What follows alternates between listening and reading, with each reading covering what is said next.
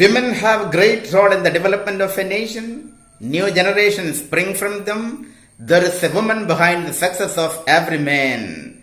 Nice words to listen to, aren't they? But in spite of their talents and potentiality, the man-made society and its mindset is not yet ready to accept and recognize the women as equal citizens. Ashapurna Debi, the famous Bengali writer and champion of women's rights, unravels the silent sighs and tears of women in her seemingly simple but a powerful short story titled The Matchbox. A gist about the author Ashapurna Debi. She was a prominent Indian novelist and poet in Bengali. She has been widely honored with a number of prizes and awards. Ashapurna Debi was born on the 8th of January 1909 in Kolkata, died on the 13th of July 1995. She was educated at the University of Calcutta. The important works include Pratham Pratishruti and Gela Samagra and more. She was a Jnanpith awardee too. She says, women are often kept in the dusty corners of the kitchen, unmindful of the great fire it contains. The famous proverb goes this way: to tread on a worm, it will turn. No one can make you feel inferior without your consent. Ashapurna Debi's short story, Matchbox, is a vivid exposition of the internal disharmonies in the apparently harmonious life of a married couple. It tells us the tensed man-woman relationship in most Indian families. The writer compares women to matchboxes.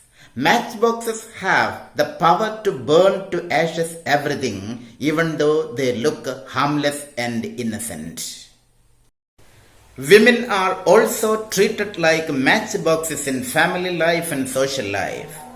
They often appear silent and harmless. Still, they have the willpower to set everything in fire. The short story shows the feminist struggle for their empowerment and emancipation or liberation from the man-made laws. The protagonist in the story, Nomita, silently suffers her heartaches in her rich husband's house. The author describes her plight in a touching manner. Nomita is a representative woman character who suffers domestic harassment from house of her husband and in-laws from time immemorial.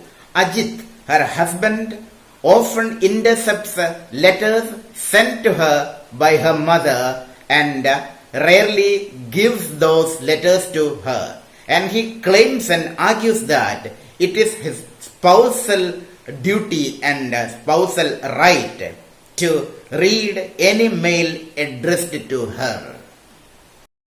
Her husband ignores her protest on the ground of self-respect. Often their argument ends up in family rift, but her poor family background makes her suffer silently everything. Nomita is looked at with sympathy and empathy by the readers, as her experience often reminds them of own experiences. Her poverty-stricken family life has always been a point of insult from her rich husband and in-laws. Nomita's mother had to very often beg for money from her daughter and son-in-law. The other members in the family also looked down upon her as a member from a penurious family and a burden. She has always been thrown here and there in the family like a matchbox, despite her power to set the whole house in fire. Even though her husband knew that the letters addressed to her were from her mother, he reads it secretly and throws and stuffs into his own pocket. Nomita retrieves the letters addressed to her from Ajit's pocket as she takes his clothes for washing. Her husband values her feelings and pride just like a piece of paper. Here, the author tries to expose the general male mindset towards women. Her mother used to writing her about her misfortune and miserable conditions in her family as a widow. Ajit found the letters written with tearful stories and demand for financial help a burden and a nuisance.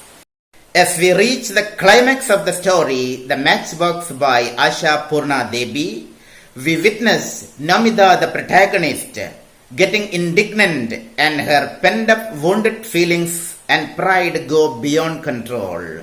She even readies to end her life to teach her husband a lesson by resorting to self-immolation, that is, getting herself on fire. Her husband realizes that irrespective of material wealth, self-respect is of prime importance to all human beings, irrespective of gender and financial status. Finally, he comes down to console her.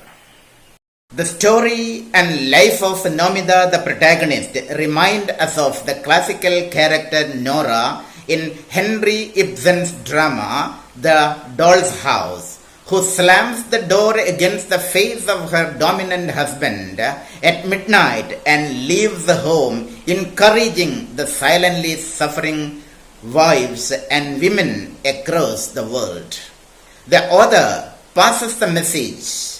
Both the partners should give mutual respect and dignity in spite of apparent disharmonies or dissimilarities. When they accommodate each other's feelings and pride, family life becomes musical.